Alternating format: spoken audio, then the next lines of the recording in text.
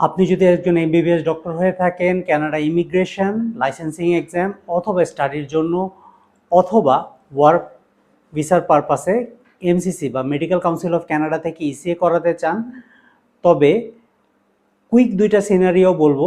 আপনি এই দুইটা সিনারিও বা এই দুইটা জিনিস যদি আপনি অ্যাভয়েড করতে চান, তবে অবশ্যই আমাদের সাথে যোগাযোগ করুন। আমরা আপনাকে বেস্ট কোয়ালিটিফুল এবং ওয়ান স্টপ সার্ভিস প্রোভাইড করছি এমসিসি বা মেডিকেল কাউন্সিল অফ কানাডা থেকে ইসিএ করানোর জন্য।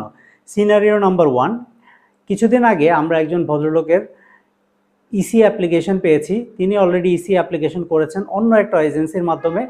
সো পরবর্তীতে যে কোনো কারণে তার ইসিএটা প্রসিড হচ্ছে না। প্রসিড না হওয়াতে তার অ্যাকাউন্ট ডিঅ্যাক্টিভেট করে দেওয়া হয়েছে। ডিঅ্যাক্টিভেট অ্যাকাউন্টেও তার কোনো রিফান্ড আসে নাই। আমরা তার রিফান্ডের জন্য অ্যাপ্লিকেশন করেছি এবং সম্পূর্ণ প্রসেস কমপ্লিট করে তাকে রিফান্ড আনার জন্য বা যতটুকু টাকা এমসিসি তাকে রিফান্ড করেছে সেই টাকাটা তার কাছে আনার জন্য যতটা হেল্প করা দরকার করেছি। আলহামদুলিল্লাহ সে প্রায় $450 মতন রিফান্ড পেয়েছে।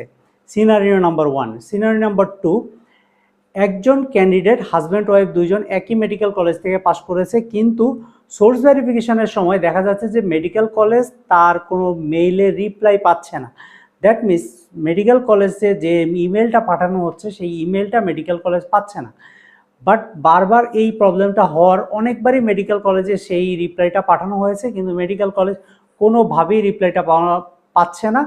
এভাবে করে মোটামুটি 3 থেকে 4 মাস চলে যায়। তারপরে তিনি আমাদের সাথে যোগাযোগ করেন। আমরা পার্সোনালাইজড একটা কাস্টমাইজ সার্ভিস দিয়ে তার ডকুমেন্টটা MCC medical council of Canada যেহেতু সোর্স ভেরিফিকেশন করে ইসিএফএমজির আন্ডারে, ইসিএফএমজি থেকে ডকুমেন্টটা মেডিকেল কলেজে আনাই এবং মেডিকেল কলেজ থেকে ডকুমেন্টগুলো ভেরিফাই করে ঠিক সেম প্রসেসের মাধ্যমে ওদের কাছে পাঠিয়ে দিই। আলহামদুলিল্লাহ দুইটা সিনারিওর ক্ষেত্রে দুইজন, প্রথম নাম্বার 1 যিনি যার কথা বললাম তিনি রিফান্ড পেয়েছেন এবং নাম্বার 2 যার কথা বললাম তিনি তার এমসিসি রিপোর্ট হাতে পেয়েছেন। সো এই ধরনের সিনারিও যদি আপনার ক্ষেত্রে হয়ে থাকে তবে অবশ্যই, আর যদি না হয়ে করতে চান বা এই ধরনের সিনারিও অ্যাভয়েড করতে চান তবে অবশ্যই আমাদের সাথে যোগাযোগ করুন। আমাদের দেওয়া হেল্পলাইন নাম্বারে যোগাযোগ করুন, আমাদের ঢাকা এবং চিটাগং অফিসে ভিজিট করুন।